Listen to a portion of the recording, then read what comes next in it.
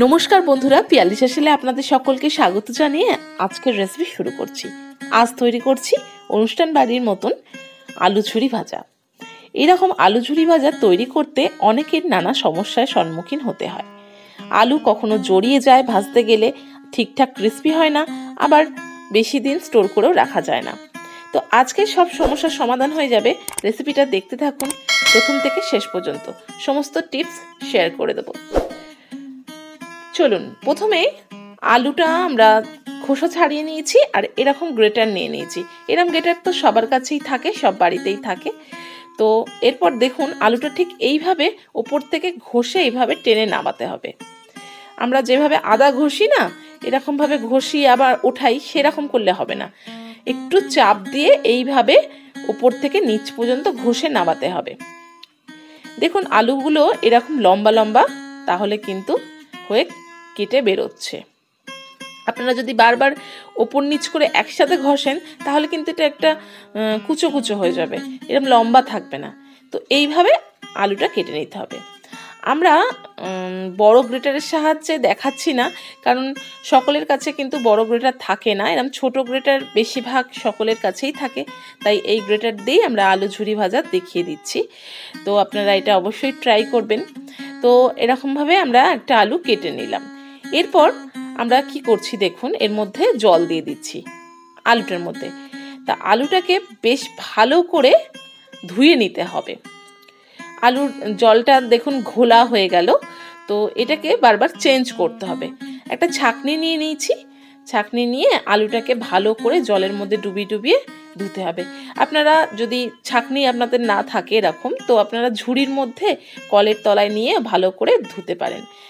তো এইভাবে একদম সুন্দর করে আলুটা আমরা ধুয়ে নেব, আর বারবার আমরা জলটা চেঞ্জ করে করে ধোবো। ভালো করে নিগড়ে নিচ্ছি যাতে জল একটু না থাকে। দেখুন একদম ঘোলা জল বেরোলো। প্রথমবার আমরা পাল্টে নিলাম জলটা, আবার নতুন জল নিলাম, সেই জলের মধ্যে আবার ডুবিয়ে আলুটাকে ধুচ্ছি। এইভাবে আমরা কয়েকবার আলুটাকে ধুতে থাকবো যতক্ষণ না আলুর যে ধোয়ার পর যে জলটা একদম পরিষ্কার আসছে, ততক্ষণ ধুয়ে নিতে হবে। এই কাজটা যদি আপনারা কলের তলায় ঝুড়ি পেতে আলুটা ধন তাহলে কিন্তু খুব সহজেই তাড়াতাড়ি হয়ে যাবে। আর আলুটাকে এইভাবে নিগড়ে নিগড়ে আলুর থেকে যে যত মানে ঘোলা জলটা একদমই বার করে নিতে হবে। আবারও জল চেঞ্জ করে নিলাম, দিয়ে আবারও ধুয়ে নিচ্ছি। এইভাবে বারবার আমরা আলুটা ধুয়ে নিচ্ছি। এই রকমভাবে বারবার যদি আলুটা ধুয়ে নেওয়া যায় একদম পরিষ্কার করে, তাহলে কিন্তু আলুটা একদম ঝরঝরে হবে আর একটা একটা করে ভাজা হবে। আলু ধোয়া কমপ্লিট হয়ে গেল। আলুটা একদম ভালো করে নিগড়ে নিয়েছি, চিপে একদম নিগড়ে নিয়েছি, দেখতে পাচ্ছেন একটু জল নেই। এরপর একটা থালার মধ্যে আলুটাকে এইভাবে ছড়িয়ে নিচ্ছি। ছড়িয়ে নিয়ে এটাকে একটু পাখার তলায় রেখে দিতে হবে। 30 মিনিট মতন রাখলেই হয়ে যাবে। আলুর থেকে জলটা একদম শুকিয়ে যেতে হবে। মানে এভাবে ছড়িয়ে দিলে আর পাখার হাওয়ায় রাখলে কিন্তু এটা আলুটা একদম ভালোভাবে শুকিয়ে যাবে। তো এই কাজটা আমি কিছুক্ষণ আগে থেকেই করে রেখেছি যাতে সময়টা কম লাগে, তার জন্যে। এভাবে এরপর আমরা আলু ভাজা করব। আমরা সর্ষের তেলেই আলুটা ভাজছি, আপনারা চাইলে এটা রিফাইন্ড অয়েলে ভাজতে পারেন। তারপর আমরা যে ছাঁকনিটা করে ধুচ্ছিলাম না, সেইটার মধ্যে করেই আলুটা ভাজছি। তাতে কি হবে, আলুটা চারিদিকে ছড়িয়ে যাবে না আর খুব সহজে উঠিয়ে নেওয়া যাবে। দেখুন এইভাবে দেওয়ার সঙ্গে সঙ্গেই কিন্তু আলুটা একদম ভাজা হয়ে যাচ্ছে আর ক্রিস্পিভাবে আলুটা ভাজা হচ্ছে। এই আলুর মধ্যে কিন্তু ভাজার সময় কোনো রকমভাবেই নুন ব্যবহার করা যাবে না। শুধু এরকম ধুয়ে নিয়ে জাস্ট শুকনো করে নিয়ে ভেজে ফেলুন। আর আপনারা ভাজার সময় বাড়িতে সাদা তেলে ভাজতে পারেন। আর এরম ছাঁকনি না থাকলেও কিন্তু যে ছান্তা হয় না, লুচি ভাজি বা কোনো রকম কিছু ভাজার সময় যে ছান্তা ব্যবহার করি, সেই ছান্তার সাহায্যে আপনারা এটা ভেজে নিতে পারবেন। তো এইভাবে আমরা আলু ভাজাগুলো ভেজে নিচ্ছি, সমস্ত আলু ভাজা এইভাবে ভেজে নিচ্ছি আর খুব সহজেই কিন্তু ভাজা হয়ে যাবে। এরকমভাবে আপনারা অনেকটা বানিয়ে রাখতে পারেন, তাহলে বহুদিন এটা স্টোর করেও রাখা যাবে, কিন্তু নুন ছাড়া ভেজে নিতে হবে। এভাবে আমরা আলুগুলো সমস্ত ভেজে নিয়ে একটা টিস্যু পেপারের মধ্যে রাখছি। এক্সট্রা যে তেলটা টানবে সেটা তো টিস্যু পেপারে টেনে নেবে। তারপর আলু ভাজার মধ্যে দেওয়ার জন্য আমরা একটা কারি পাতা ভেজে নিচ্ছি। কারি পাতাটা এরকম ডান্টি সমেতেই ভাজছি যাতে তুলতে সুবিধা হয়। আর এর মধ্যে দেব শুকনো লঙ্কা, শুকনো লঙ্কাও ভেজে নিচ্ছি।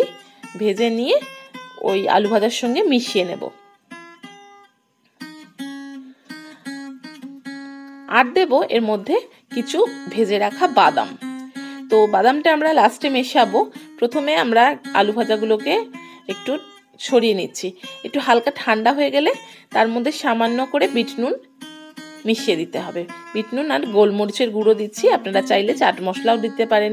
দিয়ে এভাবে মিশিয়ে নিতে হবে। আর মিশিয়ে এর মধ্যে এবার কারি পাতা আর শুকনো লঙ্কা ভাজা আর বাদাম এর মধ্যে ছড়িয়ে দিয়ে এটাকে মিশিয়ে নিলেই আলু ভাজাটা একদম রেডি। গরম গরম ভাতের সাথে ডাল দিয়ে এটা পরিবেশন করুন, ভীষণ ভালো লাগবে। আর এটাকে স্টোর করে রাখার জন্যে আপনারা জাস্ট আলুটাকে ভেজে একটু হালকা ঠান্ডা হলে একটা এয়ারটাইট কন্টেনারে ভরে এটাকে স্টোর করতে হবে। যখন খাবেন তখন ওর মধ্যে নুন মশলা যা দেওয়ার সব মিশিয়ে নিতে হবে, তাহলেই কিন্তু এটা ক্রিস্পি থাকবে বেশ কিছুদিন। তো এই আলু ঝুরি ভাজার সমস্ত যে সমস্যাগুলো সেগুলো নিশ্চয়ই আপনাদের কাছে পরিষ্কার হয়ে গেছে, আর কোনো রকমই সমস্যার থাকলো না। তো বন্ধুরা, যদি আমার ভিডিওটা ভালো লেগে থাকে তো অবশ্যই লাইক করবেন আর সকলের সাথে এটা শেয়ার করে নেবেন। আর এখন আমার চ্যানেলটা সাবস্ক্রাইব না করে থাকলে চ্যানেলটা সাবস্ক্রাইব করে বেল নোটিফিকেশন অন করে রাখবেন। আজকের মতো এইটুকু, নমস্কার।